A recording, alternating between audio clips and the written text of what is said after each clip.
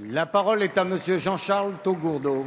Monsieur le Premier ministre, vous êtes allé traire les vaches en Savoie vendredi dernier. J'émettrai donc un vœu consécutif à votre désormais célèbre stage rural.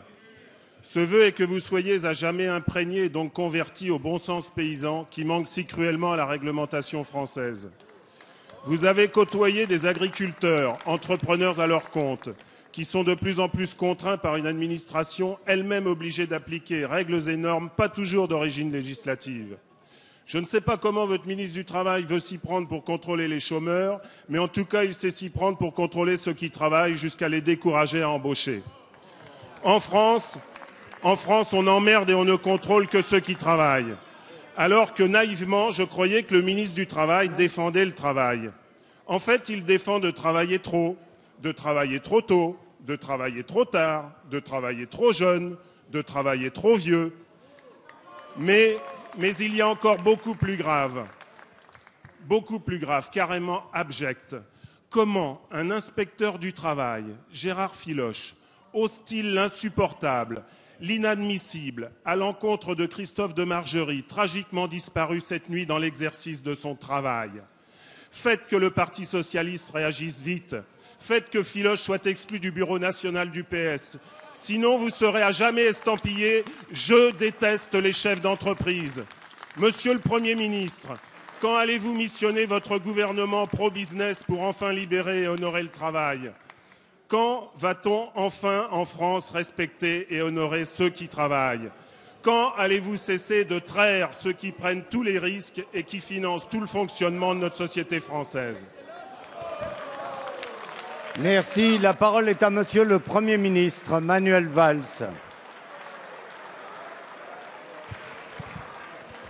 Monsieur le Président, Monsieur le député, devant votre question, je ne sais pas honnêtement par quel bout la prendre, tellement elle est désordonnée et elle manque de cohérence.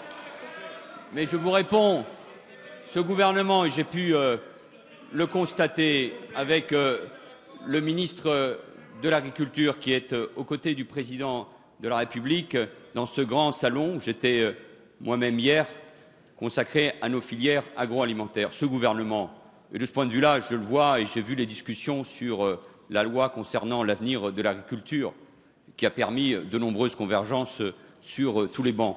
Ce n'est pas un discours caricatural comme le vôtre. Il nous faut être à côté de notre agriculture, de nos agriculteurs, de nos éleveurs, de nos paysans qui souffrent, oui, qui connaissent une crise économique, sociale et même morale, souvent pour reprendre leurs propos. Et nous devons les aider par des politiques d'aide publique, par la réorientation de la politique agricole commune. Et nous avons obtenu, et vous le savez parfaitement, des succès, par une politique d'aménagement du territoire. C'est le sens des assises de la ruralité. Et parce que nous pensons qu'il faut un équilibre dans nos territoires et que ces territoires connaissent depuis longtemps un sentiment d'abandon et une absence de protection. Alors plutôt que se livrer à de telles caricatures, essayons ensemble précisément de répondre à cette détresse et en même temps de valoriser des filières, notamment celles de l'agriculture, les filières agroalimentaires qui sont particulièrement performantes, qui tirent l'économie et l'industrie par le haut et qui sont au cœur de notre politique d'exportation. Et puis, monsieur le député, vous avez fait une remarque sur des propos insoutenables qui ont été tenus cet après-midi.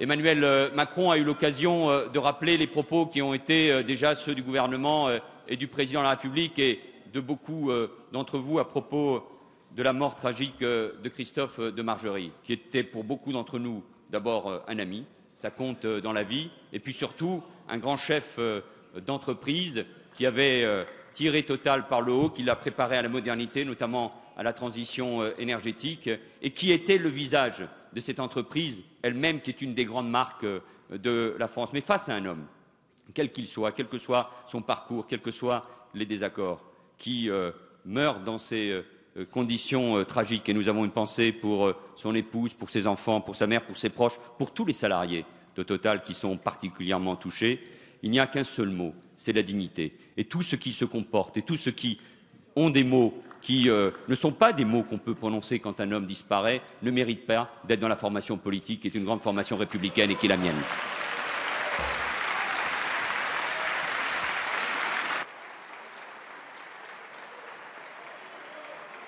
Merci, Monsieur le Premier ministre.